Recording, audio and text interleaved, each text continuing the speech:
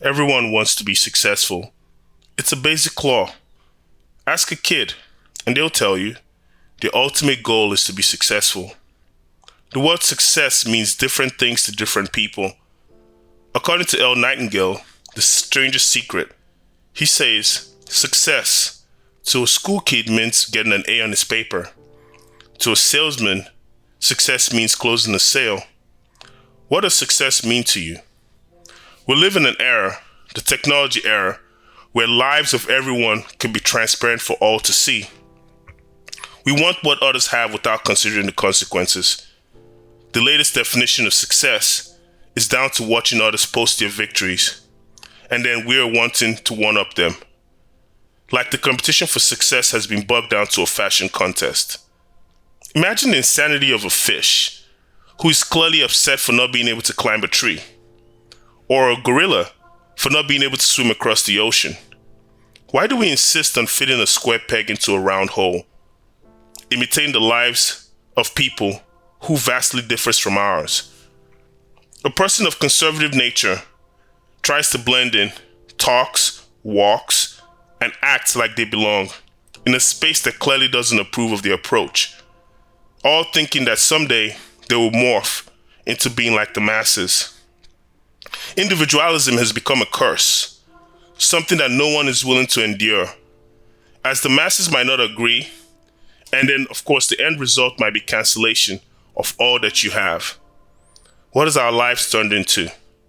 When a man born with steady hands, with the ability to perform surgery, decides now he no longer wants to become a surgeon, instead he wants to become a movie star. The only reason, because he sees all his peers become movie stars. Imagine the approach of a person making an average income, living in a decent neighborhood, but not luxurious, driving a decent vehicle. 30 years ago, that person would have found happiness and be content because they weren't Joneses flashing what they have in their faces, reminding them that the meaning of success lies in the worthless materials that they've been able to acquire. The clothes that loses value the second they put it on their backs. The cars that drops in value the minute it gets driven off the lot. So even the property that they have to live, everything they have to eventually leave behind the day they take their last breath. The pursuit for success has become a deadly affair. I once heard Denzel Washington say, never has he seen a U-Haul truck being pulled by a hearse. Translation, when you die, all your worldly possessions are left behind, for the vultures to attack and to make it their own. Yet we place so much emphasis on those worthless possessions and deem that success. Success doesn't lie in your Gucci shirt. Neither is success defined by your Rolex watch. And those who think success means that fat bank account, you're just an accident waiting to happen. A square peg in a round hole. Now, what's the definition of success? And how can we understand if we are considered a success? I will start by using L. Nightingale's definition of success. He says success is a progressive realization of a worthy idea.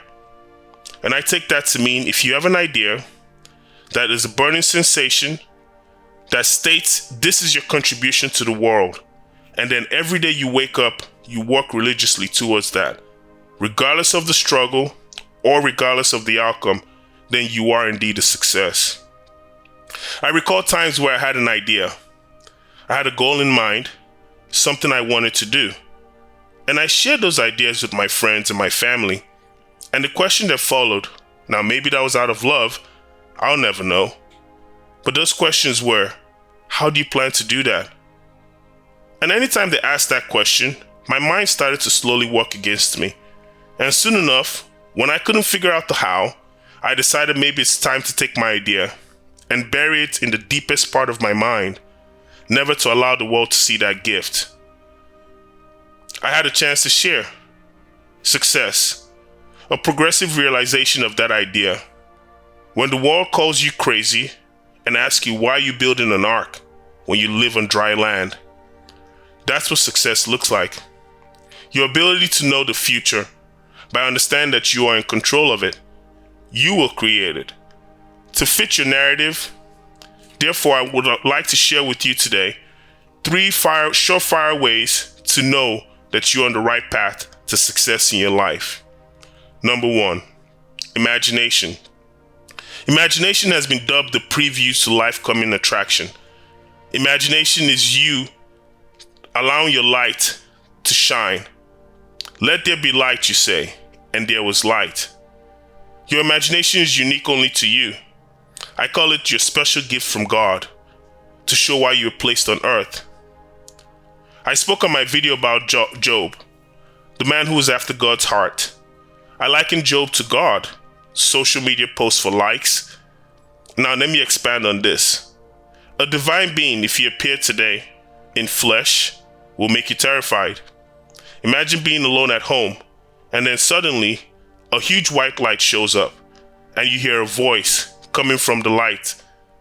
When you're clearly by yourself, that voice says, "I am God." What will be your reaction?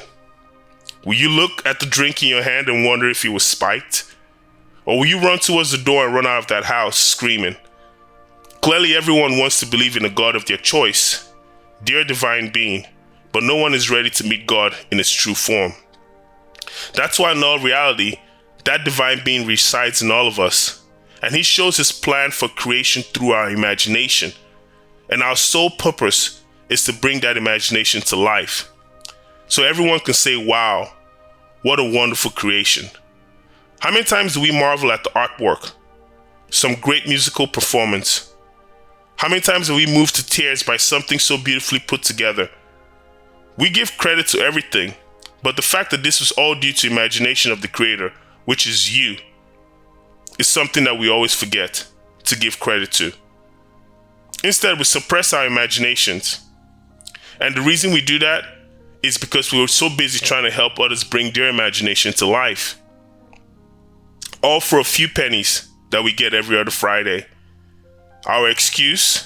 We have to make sure that the person who had the guts to bring their imagination to life gets his or her fair share of our pennies. And we call that bills. Your electric bill, your water bill, your internet bill, they're all going to the pockets of someone who was so bold to follow their imagination. And they turned that into a valuable service that now you cannot live without. So you decide to forgo your own dreams so you can pay somebody else for their dreams. And somehow that makes sense to you. Life rewards the bold, folks. And to be successful, you need to be bold. Courage. The courage to fail and fail until you succeed is crucial in being an ultimate winner. No one cares about the person who has the Midas touch. No. Everything they touch seems to turn to gold. We all celebrate the success stories though. The Walt Disney, whose dream was to make a mouse his brand. Thomas Edison, whose dream was to give the world light. We hear about stories of people who never gave up, who kept trying, and when it got hard, they tried again. They didn't just try one more time, no, they tried until they got it right. Courage. I had a friend who had a dream to become a lawyer. The problem was, he couldn't pass the bar. So he took the bar exam 4 times. And after the 4th try, he passed the bar and is now an attorney. What's crazy about his story is he had every reason to quit after the 2nd failure. At a point in my life, I wanted to become a pharmacist. I studied, I took time off work, and then I took the test, and I failed miserably. And my approach was, well, it must not be for me. To become a pharmacist, that wasn't in my cards. Now I'm glad I didn't become a pharmacist because I'm living the life of my dreams, but the failure of my test didn't hurt me as bad as the quitting of my dream did. There's something that happens when you lack courage to try again. You mentally begin to make excuses. So anytime you fail at something else, you abandon that thing and jump to find the next ship, expecting that ship to be an easier sail. It took me 5 years in my journey to realize this, and I noticed a pattern that I had to break. And until I broke that pattern, I never achieved success. And that was to understand that to fail in life is an honor that so many people fear. So they do like I did, and they find an easy way out, and they work for someone with courage to fail till they get it right. How can you want to succeed, but yet you don't want to fail? You can't have one without the other. And courage is the catalyst that expedites your failure so you can eventually become a story of success. Number 3, expectations. Expectation is that thing that would work in your favor, and success is personified. That progressive realization of a worthy idea doesn't happen without expectation. When things get shaky, your expectation of the bright future pulls you to take one more step. A marathon runner starts to run the race. They have expectations that regardless of how hard it gets, there is a finish line somewhere. Expectations. Some people call it hopeless hope. See the results of your hard work while you barely have seen any reason to celebrate. The farmer plants his crops. He wakes up every day and waters that crop. Most times he has to remove the weeds that tries to kill his crops. And he does all of this before he sees the first sign of a sprout. Expectations.